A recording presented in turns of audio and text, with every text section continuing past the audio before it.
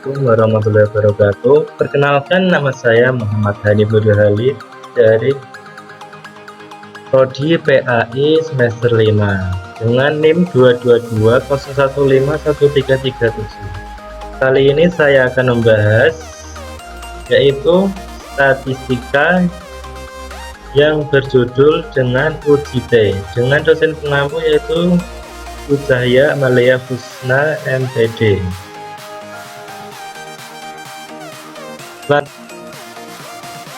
Selanjutnya materi pembahasan kami yang pertama yaitu ada jenis-jenis UJT, yang kedua yaitu spesifikasi UJT, yang ketiga fungsi UJT, yang keempat sejarah singkat UJT.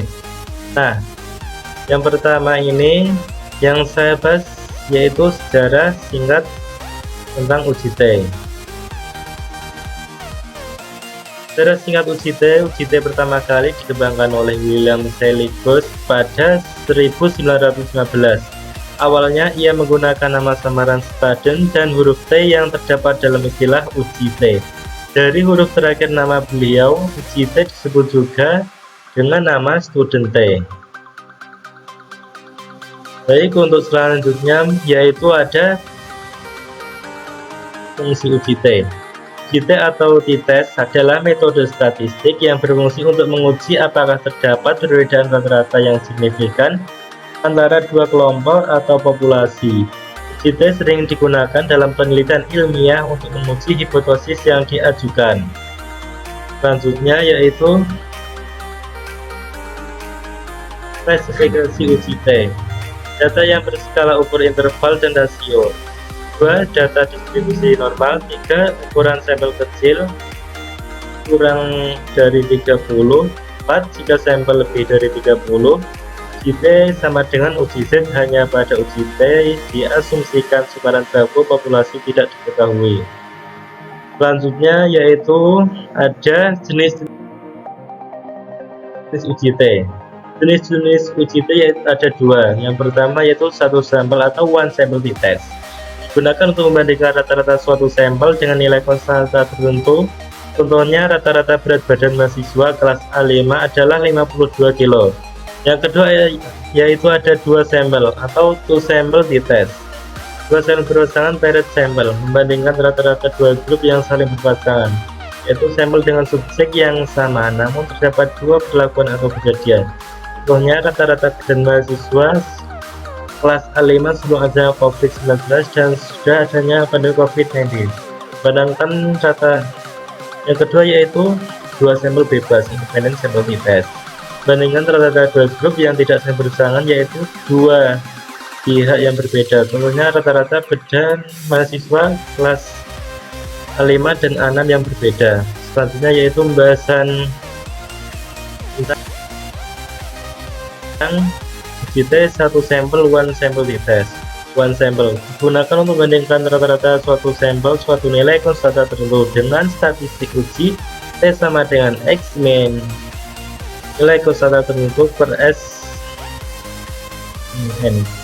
Nah, dapat diketahui dengan kriteria uji tolak HO jika hitung lebih dari T tabel atau p-value kurang dari alpha. Nah, untuk selanjutnya yaitu ada UJT dua sampel atau two sample t-test. Dua sampel atau two sample t-test, dua sampel berpasangan dependent paired sample t-test, yaitu membandingkan rata-rata dua grup yang saling berpasangan, yaitu sampel dan subjek yang sama namun terdapat dua perlakuan kejadian yang berbeda dengan statistik uji seperti pada gambar berikut. Ya, selanjutnya yaitu ada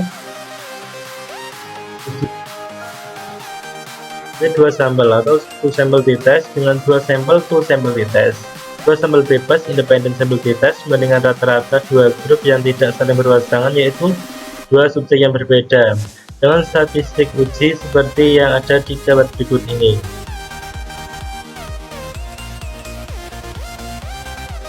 Selanjutnya yaitu ada sebuah kasus dengan seorang peneliti ingin mengetahui rata-rata hasil belajar siswa yang diajar menggunakan metode integrated and discovery berbasis teknologi dibandingkan dengan rata-rata belajar siswa yang diajar menggunakan metode konvensional. Penelitian dilakukan dua kelas, yaitu kelas eksperimen diajar dengan metode integrated and discovery berbasis teknologi dan kelas kontrol yang diajar dengan metode konvensional. Datanya diberikan sebagai berikut. Dengan taraf signifikan alfa sama dengan 0,05, apakah data memenuhi uji prasyarat? Jika uji prasyarat terpenuhi, apakah terdapat perbedaan signifikan rata-rata hasil belajar antar kedua kelompok tersebut? Nah, lalu dapat ditemukan pembahasan, yaitu hipotesis statistik homogenitas dengan H0 data homogen atau kedua kelompok memiliki varian yang sama, H1 data tidak homogen atau kedua kelompok memiliki varian yang tidak sama. Kemudian hipotesis statistik uji T, H0 rata-rata nilai hasil belajar siswa kelas eksperimen sama dengan rata-rata hasil belajar siswa kelas B kontrol. H0 sama dengan 1, 2. Rata-rata nilai hasil belajar kelas A eksperimen tidak sama dengan nilai rata-rata hasil belajar kelas B kontrol, alfa 5%. Nah, kemudian selanjutnya akan masuk ke dalam pembahasan SPSS. Masukkan datanya ini ditumpuk, dan untuk data pertama diberi kode 1 dan data kedua diberi kode angka 2. Kemudian kita masuk ke variabel view dan mengganti name ini dengan sesuai yang tadi, dan nilai siswa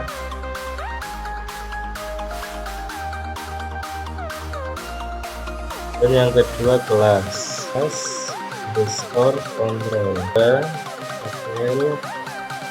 kelas eksperimen dan oke.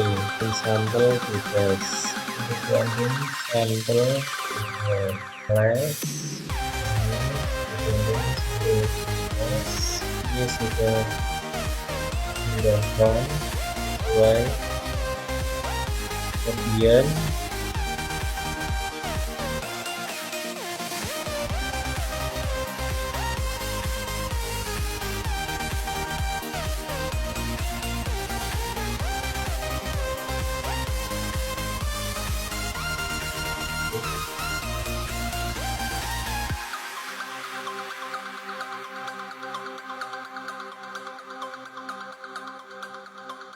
setelah pada ini klik continue, kemudian oke. Nah, ini hasilnya sudah muncul, sudah terdapat namanya, yaitu uji sampel independent sample test. Nah, dari hasil SPSS tadi dapat disimpulkan bahwa hasil yang kita lihat dari hasilnya sudah diketahui bahwa kedua kelas tersebut memiliki rata-rata yang berbeda. Baik, dan terus kemudian kita lihat pada independent testnya, pada for equality of friends. Nah, ini adalah nilai untuk uji homogenitas dan nilai signifikan value-nya adalah 0,862, artinya p-value lebih besar daripada alfa, sehingga HO diterima, yang artinya data homogen. Terus kemudian kita lihat juga nilai T, nilai dan signifikan value untuk uji nya. Baik, kita lanjut ke langkah selanjutnya, yaitu kriteria yang seperti yang kita tahu. Tolak HO jika T hitung mutlak lebih besar daripada T tabel, atau p-value kurang dari alfa berdasarkan hasil tadi. Diperoleh nilai T dihitung mutlak adalah 12 dan 611, dan p-value nya adalah 0,05 untuk alfa 0,05 dan DTN 2 sama dengan 43.